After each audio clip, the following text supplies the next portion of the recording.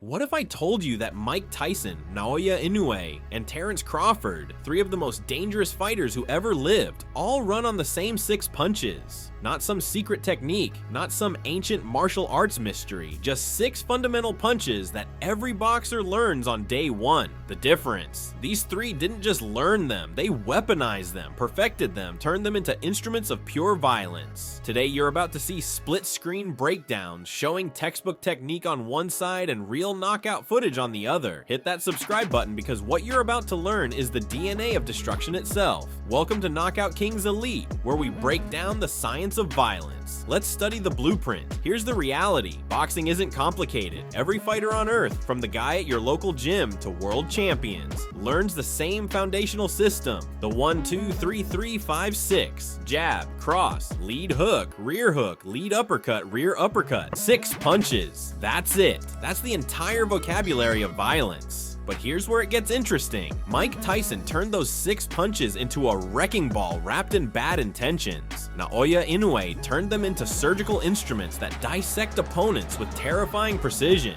Terence Crawford, he turned them into a shape-shifting weapon system that adapts mid-fight like some kind of boxing Terminator. Same 6 punches, 3 completely different philosophies. Today, you're getting the full breakdown. On the left side of your screen, official boxing technique, the textbook version taught in every gym from Tokyo to Brooklyn. On the right side, real fight footage showing how Tyson, Inoue, and Crawford twisted these fundamentals into their own personal superpowers. We're going punch by punch, technique by technique, knockout by knockout. By the end of this video, you'll understand exactly why these 3 are considered generational talents. Ready? Let's dissect greatness. Punch number 1, the jab. In the textbook, it's boxing's GPS, your rangefinder, your setup punch, your "I'm establishing control" statement. Simple mechanics. Lead hand extends straight from the guard, snaps out, snaps back. Minimal wind-up, maximum efficiency. Sounds basic, right? Watch how these 3 turn it into a nightmare. Tyson didn't jab like a normal human. He jabbed like a locomotive testing the brakes before hitting full speed. Watch this: Tyson versus Trevor Berbick, round 2. See that? That's not a rangefinder. That's a statement. Tyson steps in with his jab, shifting his entire body weight forward, closing distance, and immediately setting up the left hook that ended Berbick's night and made Tyson the youngest heavyweight champion in history. His jab wasn't about points. It was about pressure. It said, "I'm coming forward and you can't stop this train." Now flip to Inoue. Inoue versus Nonito Donaire 2,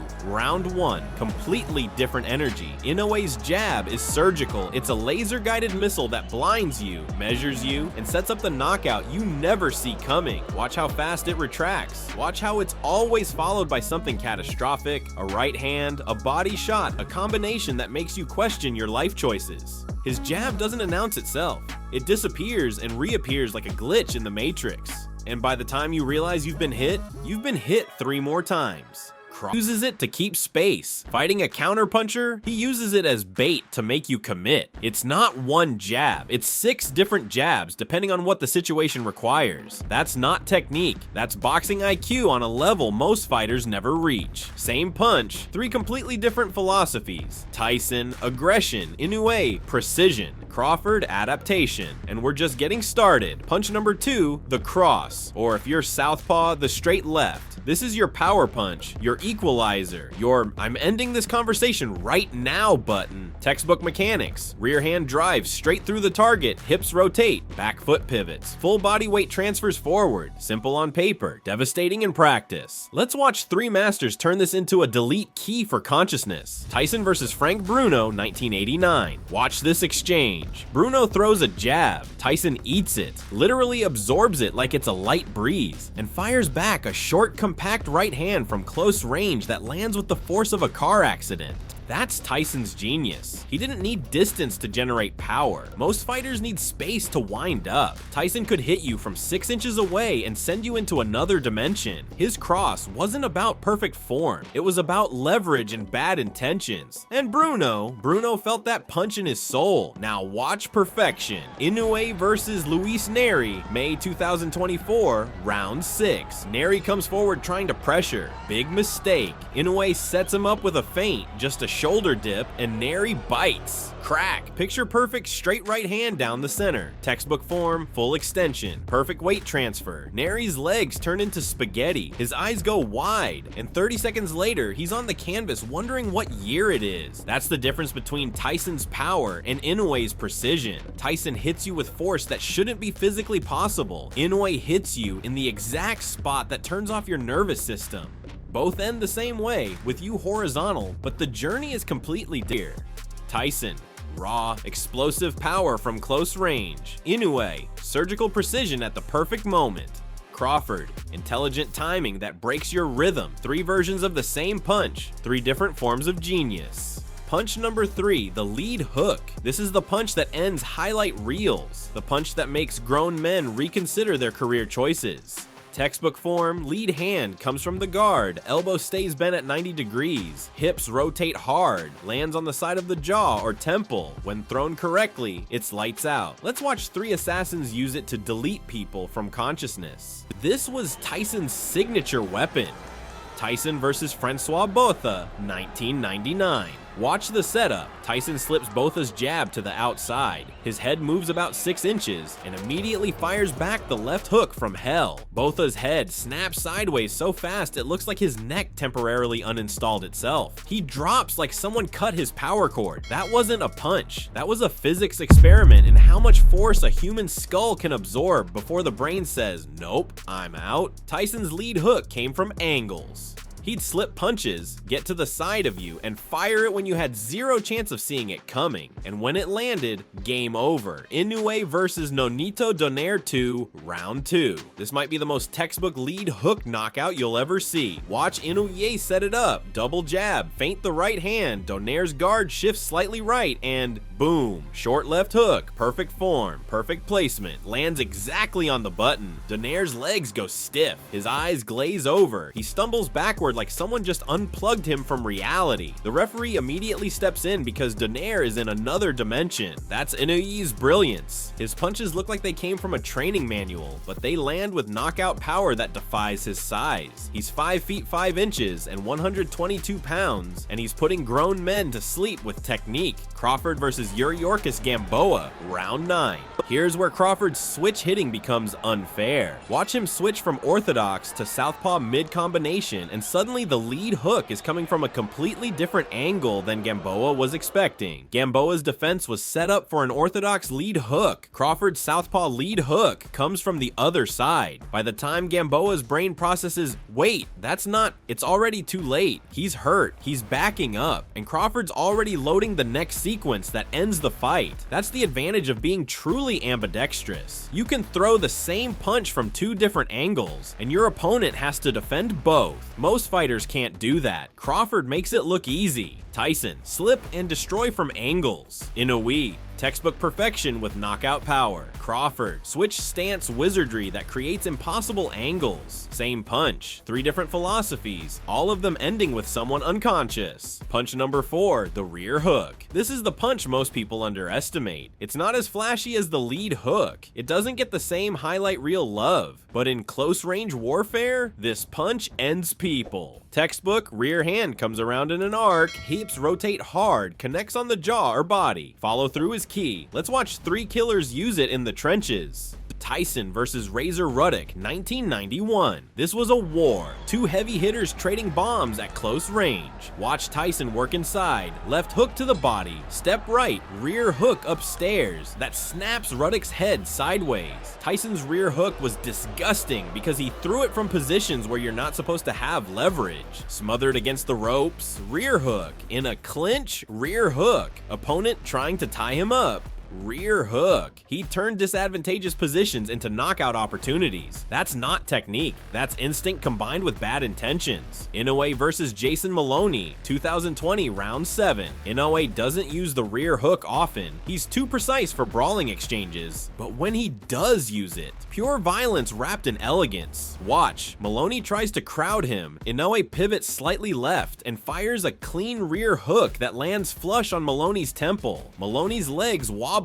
His guard drops. and 10 seconds later, he's getting counted out. Inoue's rear hook isn't about volume, it's about placement.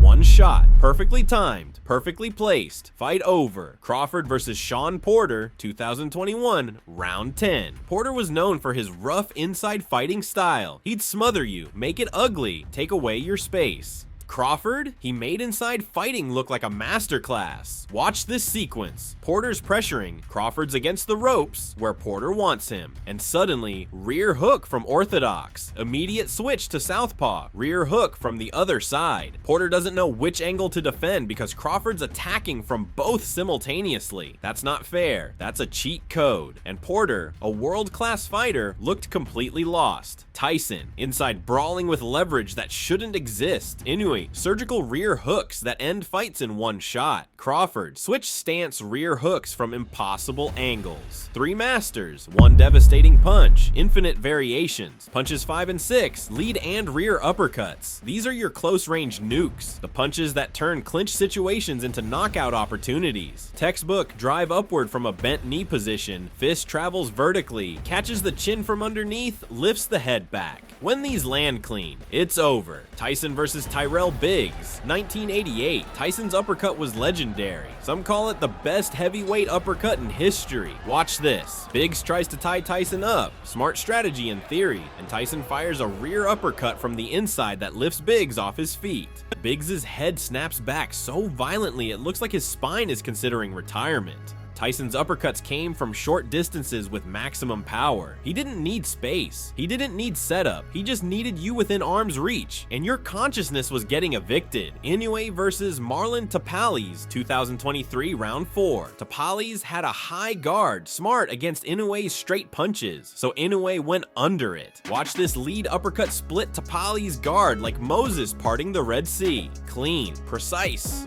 devastating. Tapales' head snaps back. His legs freeze, his corners screaming, and Inoue's already loading the next sequence that puts Tapales on the canvas 3 rounds later. Inoue's uppercuts aren't about brute force, they're about angles and timing. He throws them when your guard is high, when you're expecting straights, when your brain is processing the wrong threat. Crawford versus Amir Khan, 2019. Khan was fast. One of the fastest hands in boxing history. Didn't matter. Watch Crawford set this up, switches to southpaw, feints the straight left, Khan's guard rises to defend, and lead uppercut from the southpaw stance. Khan's jaw meets Crawford's fist at approximately 800 psi of "you just made a terrible mistake." Khan's done. Fight over. Crawford walks away like he just completed a routine task. Crawford's uppercuts are traps. He creates the opening with stance switches and feints, then punishes you for reacting correctly. That's 4D chess while everyone else is playing checkers. Tyson, short-range power that defies physics. Inoue, surgical uppercuts through high guards. Crawford, switch stance traps that create impossible angles. 6 punches, 3 legends, infinite variations. So here's the truth, every boxer learns the same 6 punches, but Tyson, Inoue, and Crawford turned those 6 punches into 3 completely different fighting systems. Tyson bent the rules. He fought from angles that shouldn't work. He generated power from distances that shouldn't exist. He turned defensive positions into offensive nightmares. His philosophy? Get close, get violent, get out before they know what happened. Inoue perfected the rules. Every punch looks like it came from a training manual, but lands with power that shouldn't be possible from a 122-pound body. His philosophy? Do everything correctly at the exact right moment and nobody can stop you. Crawford broke the rules. Opponents can't process fast enough. His philosophy? Why master one stance when you can master both and make everyone else look slow? 3 different systems, same 6 punches, all ending with world championships and highlight reel knockouts. 3 eras, 3 assassins, 1 blueprint for greatness. Mike Tyson showed us that pressure and power can break anyone if applied with enough violence and conviction. Naoya Inoue showed us that technique and timing can make a smaller fighter one of the most devastating knockout artists in history. Terence Crawford showed us that adaptation and intelligence can make you unbeatable when you master every angle and every stance. Same 6 punches, different philosophies, infinite possibilities. And that's the beauty of boxing. It's not about learning complicated techniques. It's about mastering the basics at a level most people never reach. If you just had your mind blown by split-screen boxing genius, hit that subscribe button right now. Join Knockout Kings Elite, where we break down the science of violence and study the greatest fighters who ever lived. Drop a like if you learned something new. Comment below, which of these 3 has the best version of your favorite punch? Is it Tyson's lead hook, Inoue's straight right, Crawford's uppercut trap? Let me know. Turn on notifications because next week we're breaking down the DEFENSE systems that made Floyd Mayweather, Pernell Whitaker, and Canelo untouchable. You don't want to miss that. This is Knockout Kings Elite, where kings are crowned, killers are studied, and the science of violence becomes art. Stay elite, stay hungry, and remember, mastery isn't about complexity, it's about perfecting the fundamentals until they become supernatural. Peace.